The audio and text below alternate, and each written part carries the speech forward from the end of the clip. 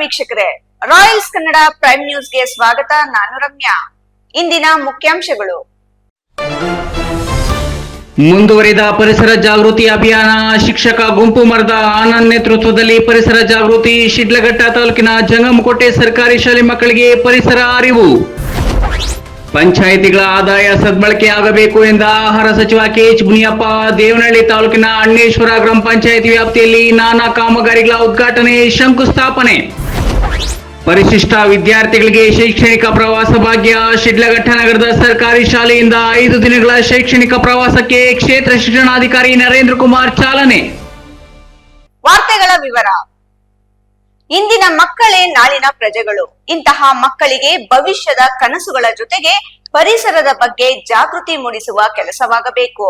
ಆಗ ಪರಿಸರ ರಕ್ಷಣೆ ಯಶಸ್ವಿಯಾಗಿ ನಡೆಯಲಿದೆ ಎಂದು ಪರಿಸರ ಪ್ರೇಮಿ ಗುಂಪು ಮರದ ಆನಂದ್ ಹೇಳಿದರು. ಶಿಡ್ಲಘಟ್ಟ ತಾಲೂಕಿನ ಜಂಗಮಕೋಟೆ ಸರ್ಕಾರಿ ಪ್ರೌಢಶಾಲೆಯಲ್ಲಿ ಇಕೋ ಕ್ಲಬ್ ಹಾಗೂ ಸಮಾನ ಮನಸ್ಕರ ಪರಿಸರ ಸಂರಕ್ಷಣೆ ವೇದಿಕೆಯಿಂದ ಸಸಿ ನೆಡುವ ಜೊತೆಗೆ ಮಕ್ಕಳಿಗೆ ಪರಿಸರದ ಅರಿವು ಕಾರ್ಯಕ್ರಮ ಆಯೋಜಿಸಲಾಗಿತ್ತು. ಮುಖ್ಯ ಅತಿಥಿಯಾಗಿ ಭಾಗವಹಿಸಿದ್ದ ರಾಜ್ಯ ಪ್ರಶಸ್ತಿ ವಿಜೇತ ಡಾಕ್ಟರ್ ಗುಂಪು ಮರದ ಆನಂದ್ ಮಾತನಾಡಿ, ಪ್ರತಿಯೊಬ್ಬ ವಿದ್ಯಾರ್ಥಿ ಜೀವನದಲ್ಲಿ ಪುಣ್ಯ ಪಡೆಯಲು ಹೊಲ, ಮನೆ, ಶಾಲೆ ಮುಂಭಾಗದಲ್ಲಿ ಗಿಡಮರಗಳನ್ನು ನೆಟ್ಟು ಪೋಷಣೆ ಮಾಡಬೇಕು.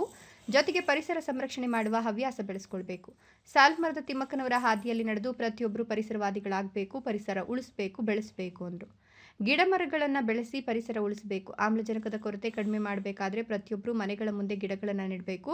ಪರಿಸರ ಉಳಿಸುವ ಹವ್ಯಾಸ ಬೆಳೆಸ್ಕೊಳ್ಬೇಕು. ನೀವು ನೆಡುವ ಮರ ಮುಂದೆ ಹೆಮ್ಮರವಾಗಿ ಪಶು ಪಕ್ಷಿಗಳಿಗೆ ಆಶ್ರಯ ತಾಣವಾಗಬೇಕು. ಇದು ಮಕ್ಕಳಿಂದ ಮಾತ್ರ ಸಾಧ್ಯವಾಗ್ತದೆ ಎಂದರು.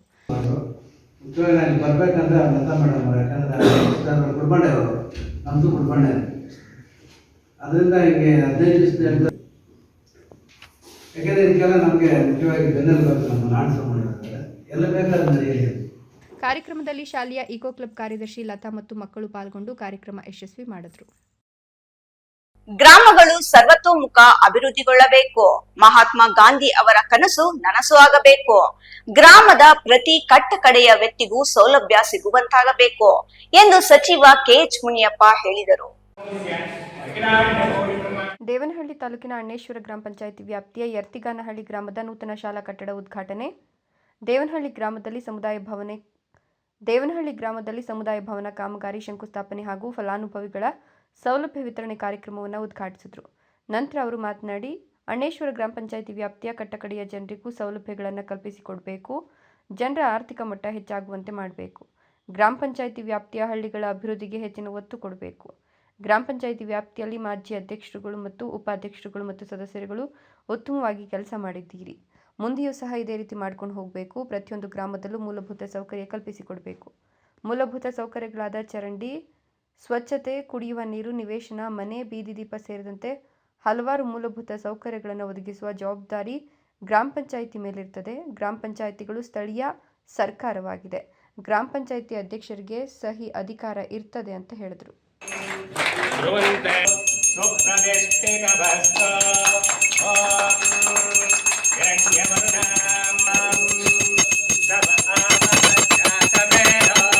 ರಾಜ್ಯವು ಐತಿಹಾಸಿಕವಾಗಿ ಮತ್ತು ಸಾಂಸ್ಕೃತಿಕವಾಗಿ ಸಂಪದ್ಭರಿತವಾಗಿದ್ದು, ಅದರ ಬಗ್ಗೆ ಮಾಹಿತಿಯನ್ನು ಪಡೆದುಕೊಳ್ಳಲು ಕರ್ನಾಟಕ ದರ್ಶನ ವಿದ್ಯಾರ್ಥಿಗಳ ಪಾಲಿಗೆ ಸಹಕಾರಿಯಾಗಲಿದೆ ಎಂದು ಕ್ಷೇತ್ರ ಶಿಕ್ಷಣಾಧಿಕಾರಿ ಸಿಎ ನರೇಂದ್ರ ಕುಮಾರ್ ಹೇಳಿದರು. ಶಿಡ್ಲಘಟ್ಟ ನಗರದ ತಾಲೂಕು ಕಚೇರಿ ಮುಂಭಾಗದಲ್ಲಿ ಪ್ರೌಢಶಾಲಾ ವಿದ್ಯಾರ್ಥಿಗಳಿಗಾಗಿ ಶಾಲಾ ಶಿಕ್ಷಣ ಇಲಾಖೆ, ಪ್ರವಾಸೋದ್ಯಮ ಇಲಾಖೆಯ ಸಹಕಾರದಲ್ಲಿ ಶನಿವಾರ ಹಮ್ಮಿಕೊಳ್ಳಲಾದ ಕರ್ನಾಟಕ ದರ್ಶನ 5 ದಿನಗಳ ಶೈಕ್ಷಣಿಕ ಪ್ರವಾಸಕ್ಕೆ ಚಾಲನೆ ನೀಡಿ ಮಾತನಾಡಿದ ಕ್ಷೇತ್ರ ಶಿಕ್ಷಣಾಧಿಕಾರಿ ಸಿಎ ನರೇಂದ್ರ ಕುಮಾರ್, ಕನ್ನಡ ನಾಡಿನ ಪ್ರತಿಯೊಂದು ದೇವಾಲಯವು ಕಲೆ ಮತ್ತು ಸಾಂಸ್ಕೃತಿಕ ತಾಣಗಳಾಗಿದ್ದು, ಇಲ್ಲಿನ ಸಾಹಿತ್ಯ, ಸಂಸ್ಕೃತಿ ಮತ್ತು ಕಲೆಯನ್ನು ಯುವ ಪೀಳಿಗೆಗೆ ಪರಿಚಯಿಸಿಕೊಡಬೇಕಾದ ಅನಿವಾರ್ಯತೆ ಇದೆ ಎಂದು ಹೇಳಿದರು. ತಾಲೂಕಿನ ವಿವಿಧ ಶಾಲೆಗಳ ಸುಮಾರು 120ಕ್ಕೂ ಹೆಚ್ಚು ವಿದ್ಯಾರ್ಥಿಗಳಿಗೆ ಪ್ರವಾಸ ಕೈಗೊಂಡಿದ್ದು, ಬಡ, ಗ್ರಾಮೀಣ ಮತ್ತು ಆರ್ಥಿಕವಾಗಿ ಹಿಂದುಳಿದ ವಿದ್ಯಾರ್ಥಿಗಳಿಗೆ ಮತ್ತು ಕಲಿಕೆಯಲ್ಲಿ ಉತ್ತಮ ಪ್ರಗತಿ ತೋರಿದ ವಿದ್ಯಾರ್ಥಿಗಳಿಗೆ ಈ ಪ್ರವಾಸದಿಂದ ಅನುಕೂಲವಾಗಲಿದೆ ಎಂದರು. ಕರ್ನಾಟಕ ಸರ್ಕಾರದ ವತಿಯಿಂದ ಪರಿಶಿಷ್ಟ ಜಾತಿ ಮತ್ತು ಪರಿಶಿಷ್ಟ ವರ್ಗಗಳಿಗೆ ಸಂಬಂಧಿಸಿದಂತೆ ಪ್ರವಾಸವನ್ನು 8 ಮತ್ತು 9ನೇ ತರಗತಿ ಮತ್ತು 10ನೇ ತರಗತಿ ಮಕ್ಕಳಿಗೆ ಪ್ರತಿ ವರ್ಷದಂತೆ ಈ ವರ್ಷವೂ ಕೂಡ ಆಯೋಜಿಸಿದೆ. ಇದರ ಸಂಪೂರ್ಣ ಹೊಣೆಗಾರಿಕೆಯನ್ನು ಕರ್ನಾಟಕ ರಾಜ್ಯ ಪ್ರವಾಸೋದ್ಯಮ ಇಲಾಖೆ ಸಂಪೂರ್ಣ ವೆಚ್ಚವನ್ನು ಅವರೇ ಭರಿಸಿ ಅವರ KSTC ಹೋಟೆಲ್ಗಳಲ್ಲೇ ವಸತಿ ವ್ಯವಸ್ಥೆಯನ್ನು ಕಲ್ಪಿಸ್ತಾರೆ. ಒಟ್ಟು 5 ದಿನಗಳ ಪ್ರವಾಸ ಇವತ್ತಿನಿಂದ ಹೋಗ್ತಾ ಇದೆ. ಈ 5 ದಿನದ ಪ್ರವಾಸ ಕರ್ನಾಟಕ ರಾಜ್ಯದ ವಿವಿಧ ತಾಣಗಳಾದ ಚಿತ್ರದುರ್ಗದಿಂದ ಹಿಡಿದು ಬಿಜಾಪುರ ಕಡೆ ಹೋಗಿ ಆಮೇಲೆ ಉಡುಪಿ ಕಡೆಗೆ ಬಂದು ಪ್ರವಾಸ ಅಂತ್ಯ ಆಗ್ತದೆ. ಈ ಸಂದರ್ಭದಲ್ಲಿ ಮಕ್ಕಳಿಗೆ ಎಲ್ಲರಿಗೂ ಕೂಡ ಅವರಿಗೆ ರ್ಯಾಟು ಮತ್ತು ಭರಿಸಿದ್ದಾರೆ. ಇದಕ್ಕೆ ವಿಶೇಷವಾಗಿ ಪ್ರವಾಸೋದ್ಯಮ ಇಲಾಖೆಯಿಂದ ಪ್ರತಿದಿನ ರಾತ್ರಿ ಅಲ್ಲಿ ಸಾಂಸ್ಕೃತಿಕ ಕಾರ್ಯಕ್ರಮ ಮತ್ತು ಕ್ವಿಜ್ನಂತಹ ಅಲ್ಲಿನ ಪ್ರವಾಸ ತಾಣಗಳನ್ನು ನೋಡಿದಂಥ ಸ್ಥಳಗಳ ಬಗ್ಗೆ ಮಾಹಿತಿ ಕೇಳಿ ಮಕ್ಕಳಿಗೆ ಅಲ್ಲಿ ಪ್ರೈಸನ್ನು ಕೂಡ ಕೊಡುವಂಥ ವ್ಯವಸ್ಥೆ ಮಾಡಿದ್ದಾರೆ. ಇದೀಗ ಸಣ್ಣದೊಂದು ವಿರಾಮದ ನಂತರ ರಾಯಲ್ಸ್ ಕನ್ನಡ ಪ್ರೈಮ್ ನ್ಯೂಸ್ ಮುಂದುವರಿಯುತ್ತದೆ. ಪ್ರಿಯ ವೀಕ್ಷಕರೇ, ಇವತ್ತು ನಮ್ಮ ದೈವಿ ಶಕ್ತಿ ಸಂಸ್ಥಾನದಿಂದ ಪ್ರತಿಷ್ಠಾಪಿಸಿ ಸಿದ್ಧಿ ಮಾಡಲಾಗಿರುವ ಕರುಂಗಲಿ ಮಾಲೆ ಮತ್ತು ಬ್ರಾಸ್ಲೈಟ್ ನಿಮಗಾಗಿ ತಲುಪಿಸಲಾಗುತ್ತಿದೆ. ನಮ್ಮ ಕರುಂಗಲಿ ಮಾಲೆಯನ್ನ ಭಾರತದ ಮಾಜಿ ಪ್ರಧಾನಮಂತ್ರಿಗಳಾದ ಇಂದಿರಾ ಗಾಂಧಿ ಅವರಿಂದ ಹಿಡಿದು ಈಗಿನ ಸ್ಟಾರ್ ನಟರಾದ ಧನುಷ್ ರವರು ಕೂಡ ಧರಿಸಿ ಅಷ್ಟೈಶ್ವರ್ಯಗಳನ್ನು ಪಡೆದಿದ್ದಾರೆ. 8 mm ಸರ್ಟಿಫೈಡ್ ಕರುಂಗಲಿ ಮಾಲೆಯನ್ನ ಎಬೋನಿ ಮರದ ತುಂಡುಗಳಿಂದ ಡಾರ್ಕ್ ಬ್ರೌನ್ ಬಣ್ಣದಿಂದ ಚೆಕ್ ಮಾಡಬಹುದು. ದಿವ್ಯ ಶಕ್ತಿ ಕರುಂಗಲಿ ಮಾಲೆಯನ್ನ ಧರಿಸೋದ್ರಿಂದ ಅಥವಾ ಮನೆ ಮತ್ತು ಅಂಗಡಿಗಳಲ್ಲಿ ಪ್ರತಿಷ್ಠಾಪಿಸೋದ್ರಿಂದ ಸಾಲಬಾಧೆ, ಕಾಲಸರ್ಪ, ದೃಷ್ಟಿದೋಷ, ಮಕ್ಕಳ ವಿದ್ಯಾಭ್ಯಾಸ, ಅನಾರೋಗ್ಯ, ಮನೆಯಲ್ಲಿ ಅಶಾಂತಿ ಮುಂತಾದ ಸಾಕಷ್ಟು ಸಮಸ್ಯೆಗಳಿಂದ ಮುಕ್ತಿ ಮಾಡಿ ನೆಗೆಟಿವ್ ಎನರ್ಜಿಯನ್ನ ದೂರ ಮಾಡಿ ಮೆದುಳಿನ ನರತಂತುಗಳ ಮೇಲೆ ಪ್ರಭಾವ ಬೀರಿ ಅಗೋಚರ ಪ್ರಯೋಜನಗಳನ್ನು ಪಡೆಯಿರಿ. ಟಿವಿ ಸ್ಕ್ರೀನ್ ಮೇಲೆ ಕಾಣುವ ನಂಬರ್ಗೆ ಈಗಲೇ ಆರ್ಡರ್ ಮಾಡಿ. ವಿರಾಮದ ನಂತರ ರಾಯಲ್ಸ್ ಕನ್ನಡ ಪ್ರೈಮ್ ನ್ಯೂಸ್ಗೆ ಸ್ವಾಗತ. ಬಾಗೇಪಲ್ಲಿಯಲ್ಲಿ ಫೆಬ್ರವರಿ 25 ಮತ್ತು 26ರಂದು ನಡೆಯಲಿರುವ ಕರ್ನಾಟಕ ಪ್ರಾಂತ ರೈತ ಸಂಘದ 19ನೇ ಜಿಲ್ಲಾ ಸಮ್ಮೇಳನದ ಯಶಸ್ವಿಯಾಗಿ ಗುಡಿಬಂಡೆ ತಾಲೂಕಿನ ಪ್ರತಿ ಗ್ರಾಮದಲ್ಲಿ ಪ್ರಚಾರಾಂದೋಲನಕ್ಕೆ ಚಾಲನೆ ನೀಡಲಾಗಿದೆ.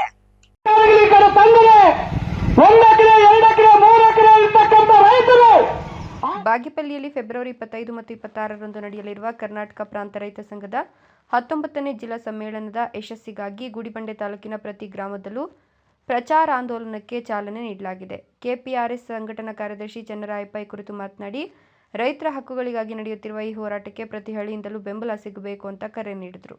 ಜಿಲ್ಲೆಯ ರೈತರಿಂದು ಅತ್ಯಂತ ಕಠಿಣ ಪರಿಸ್ಥಿತಿ ಎದುರಿಸುತ್ತಿದ್ದಾರೆ. ಅಂತರ್ಜಲ ಕುಸಿತದಿಂದ ಕುಡಿಯುವ ನೀರಿಗೂ ಸಂಚಕಾರ ಬಂದಿದೆ. ಸರ್ಕಾರ ಕೃಷ್ಣಾ ನದಿ ನೀರು ಹಂಚಿಕೆ ಮಾಡುವ ಬದಲು ಬೆಂಗಳೂರಿನ ಕೊಳಚೆ ನೀರನ್ನು ನೀಡುತ್ತಿರುವುದು ಖಂಡನೀಯ. ದಶಕಗಳಿಂದ ಭೂಮಿ ಸಾಗುವಳಿ ಮಾಡುತ್ತಿರುವ ಬಗರ್ ಹುಕುಂ ರೈತರಿಗೆ ಇನ್ನೂ ಕೂಡ ಹಕ್ಕುಪತ್ರ ಸಿಗದೇ ಇರೋದು ಸರ್ಕಾರದ ವೈಫಲ್ಯವಾಗಿದೆ ಎಂದರು. ರೈತರಿಗಾಗ್ತಿರುವ ಈ ಅನ್ಯಾಯಗಳ ವಿರುದ್ಧ ಧ್ವನಿ ಎತ್ತಲು ಫೆಬ್ರವರಿಯಲ್ಲಿ ನಡೆಯುವ ಜಿಲ್ಲಾ ಸಮ್ಮೇಳನ ದೊಡ್ಡ ವೇದಿಕೆಯಾಗಲಿದೆ. ಗುಡಿಬಂಡೆ ತಾಲೂಕಿನ ಪ್ರತಿ ಗ್ರಾಮದ ರೈತರು, ಕೃಷಿ ಕೂಲಿ ಕಾರ್ಮಿಕರು ಸಂಘಟಿತರಾಗಿ ಈ ಸಮ್ಮೇಳನದಲ್ಲಿ ಭಾಗವಹಿಸಬೇಕು ಎಂದ ಅವರು, ಪ್ರಚಾರಾಂದೋಲನದಲ್ಲಿ ಕರಪತ್ರಗಳನ್ನು ಹಂಚುವ ಮೂಲಕ ಪ್ರತಿ ಹಳ್ಳಿಯ ಜನರಿಗೆ ಸಮ್ಮೇಳನದ ಮಾಹಿತಿ ತಲುಪಲಾಗುತ್ತಿದೆ ಅಂತ ಹೇಳಿದರು. ಕೃಷ್ಣಾ ನೀರು ಹಂಚಿಕೆ, ಬೆಳೆಗಳಿಗೆ ಕನಿಷ್ಠ ಬೆಂಬಲ ಬೆಲೆ ಮತ್ತು ವಿದ್ಯುತ್ ಖಾಸಗೀಕರಣ ವಿರೋಧದಂತಹ ಪ್ರಮುಖ ಬೇಡಿಕೆಗಳ ಬಗ್ಗೆ ಈ ವೇಳೆ ಜನಜಾಗೃತಿ ಮೂಡಿಸಲಾಗುತ್ತಿದೆ ಎಂದರು. ಕರ್ನಾಟಕ ಪ್ರಾಂತ ರೈತ ಸಂಘದ ಜಿಲ್ಲಾ 19ನೇ ಸಮ್ಮೇಳನ ಬಾಗೇಪಲ್ಲಿಯಲ್ಲಿ ನಡೆಸ್ತಾ ಇದ್ದೀವಿ. ಈ ಸಮ್ಮೇಳನ ಉದ್ದೇಶ ಇಷ್ಟೇ, ಇವತ್ತು ಜಿಲ್ಲೆಗೆ ಶಾಶ್ವತವಾದಂಥ ನೀರಾವರಿ ಯೋಜನೆಯನ್ನು ಜಾರಿಯಾಗಬೇಕು ಮತ್ತು ಭ್ರಷ್ಟಾಚಾರ ರಹಿತವಾದಂಥ ಸರ್ಕಾರಗಳು ಇವತ್ತು ಬರಬೇಕು. ರೈತರು ಉಳುಮೆ ಮಾಡ್ತಕ್ಕಂಥ ಎಲ್ಲ ರೈತರಿಗೂ ಭೂಮಿಯನ್ನು ಕೊಡಬೇಕು. ನಿವೇಶನ ಇಲ್ಲದೆ ಇರ್ತಕ್ಕಂಥ ರೈತರಿಗೆ ನಿವೇಶನ ಕೊಡಬೇಕು. ವಿದ್ಯುತ್ ಕಾಯ್ದೆಯನ್ನು ತಕ್ಷಣ ವಾಪಸ್ ಪಡೆಯಬೇಕು. ಉದ್ಯೋಗ ಖಾತ್ರಿ ಸಮರ್ಪಕವಾಗಿ ಮೊದಲಿರ್ತಕ್ಕಂಥ ಕಾನೂನನ್ನು ಜಾರಿಯಾಗಬೇಕು. ಈ ಜಿಲ್ಲೆಯ ಸಮಗ್ರ ಅಭಿವೃದ್ಧಿ ಆಗಬೇಕು. ಕೃಷಿ ಆಧಾರಿತ ಕೈಗಾರಿಕೆಗಳನ್ನು ಸ್ಥಾಪನೆ ಆಗಬೇಕು ಮತ್ತು ಬಲವಂತದ ಭೂಸ್ವಾಧೀನವನ್ನು ಕೈ ಬಿಡಬೇಕು. ಈ ಎಲ್ಲ ಡಿಮ್ಯಾಂಡ್ಗಳನ್ನು ಇಟ್ಕೊಂಡು ಕರ್ನಾಟಕ ಪ್ರಾಂತ ರೈತ ಸಂಘದ ಜಿಲ್ಲಾ ಸಮ್ಮೇಳನ ಬಾಗೇಪಲ್ಲಿಯಲ್ಲಿ ನಡೆಸ್ತಾ ಇದ್ದೀವಿ. ಈ ಮೂಲಕ ಎಲ್ಲ ರೈತರು, ಕೂಲಿಕಾರರು, ದಲಿತರು ಎಲ್ಲರೂ ಕೂಡ ಇದರಲ್ಲಿ ಭಾಗವಹಿಸಿ ಕಾರ್ಯಕ್ರಮವನ್ನು ಯಶಸ್ವಿಗೊಳಿಸಬೇಕೆಂದು ನಾನು ಈ ಮೂಲಕ ಏನು 25-26ನೇ ತಾರೀಕು ಕರ್ನಾಟಕ ಪ್ರಾಂತ ರೈತ ಸಂಘದ 19ನೇ ಜಿಲ್ಲಾ ಸಮ್ಮೇಳನ ಬಾಗೇಪಲ್ಲಿಯಲ್ಲಿ ನಡೀತಾ ಇದೆ. ಇದರ ಉದ್ದೇಶ ಇಷ್ಟೇ, ನಮಗೇನು ಕೃಷ್ಣ ಕೃಷ್ಣಾ ನದಿಯಲ್ಲಿ ನಮಗೇನು ನಮ್ಮ ಜಿಲ್ಲೆಗಳಿಗೆ ಭಾಗ ಐತಿ TMC ನೀರಂತ ಅದನ್ನು ಕೂಡಲೇ ನಮ್ಮ ಸರ್ಕಾರದವರು ನಮ್ಮ ಜಿಲ್ಲೆಗೆ ಅದನ್ನು ಹರಿಸಬೇಕು. ಏನು ಅದೇ ರೀತಿಯಲ್ಲಿ ಏನು ಮಹಾತ್ಮ ರಾಷ್ಟ್ರೀಯ ಉದ್ಯೋಗ ಖಾತ್ರಿ ಯೋಜನೆ ಇತ್ತು ಅದನ್ನು ಪರ್ಫೆಕ್ಟಾಗಿ ಮೊದಲು ಏನು ಕಾನಿತ್ತು ಅದೇ ರೀತಿಯಲ್ಲಿ ತರಬೇಕು. ಈಗ ಹೊಸ ಕಾನೂನನ್ನು ಬೇಡ ಅಂತ ನಾವು ಒತ್ತಾಯ ಮಾಡ್ತಾ ಇದ್ದೀವಿ. ಅದೇ ರೀತಿಯಲ್ಲಿ ರಸಗೊಬ್ಬರಗಳಿಗೆ ಏನು ಸಬ್ಸಿಡಿ ಕೊಡ್ತಾ ಇತ್ತು ಮೊದಲು ಅದೇ ರೀತಿಯಲ್ಲಿ ನಮಗೆ ರಸಗೊಬ್ಬರಗಳಿಗೆ ಸಬ್ಸಿಡಿ ಕೊಡಬೇಕು. ಮತ್ತು ಏನು ನಮ್ಮ ಬೆಳೆದಂಥ ಬೆಳೆಗಳಿಗೆ ಬೆಂಬಲ ಬೆಲೆ ಏನು ನಿಗದಿ ಮಾಡ್ತಾ ಇದ್ದಾರೆ, ನಮ್ಮ ಸ್ವಾಮಿನಾಥನ್ ಏನು ವರದಿ ಕೊಟ್ಟಿದ್ದಾರೆ ಅದನ್ನು ಕೂಡಲೇ ನಮಗೆ ಜಾರಿಗೆ ಬರಬೇಕನ್ನೋ ಒತ್ತಾಯ ಮಾಡ್ತಾ ಇದ್ದೀವಿ. ಅದೇ ರೀತಿಯಲ್ಲಿ ಏನು ನಮಗೆ ಹಾಲು ಉತ್ಪಾದನೆ ಏನು ಮಾಡ್ತಾ ಇದ್ದೀವಿ ಅದಕ್ಕೆ ಸೂಕ್ತವಾದ ಬೆಂಬಲ ಬೆಲೆ ಕೊಡಬೇಕು. ಮತ್ತು ಸಮಾಜದಲ್ಲಿ ನಿರುದ್ಯೋಗ ಸಮಸ್ಯೆ ನಿವಾರಿಸಲು ಕೇವಲ ಸರ್ಕಾರಿ ಹುದ್ದೆಗಳಿಗೆ ಅವಲಂಬಿತವಾಗದೆ ಪಿಪಿ ಮಾದರಿ ಅನಿವಾರ್ಯ ಎಂದು ರಾಜ್ಯ ಪೊಲೀಸ್ ವಸತಿ ಮತ್ತು ಮೂಲಸೌಕರ್ಯ ಅಭಿವೃದ್ಧಿ ನಿಗಮದ ಅಧ್ಯಕ್ಷ ಅರುಣ್ ಚಕ್ರವರ್ತಿ ಹೇಳಿದರು. ಮತ್ತು ಎಲ್ಲ ಅತಿಥಿ ವರ್ಗದವರು ಕೂಡ ಈ ಕಾರ್ಯಕ್ರಮದಲ್ಲಿ ಭಾಗವಹಿಸಬೇಕಂತ ಮನವಿ ಮಾಡಿಕೊಳ್ತೇನೆ.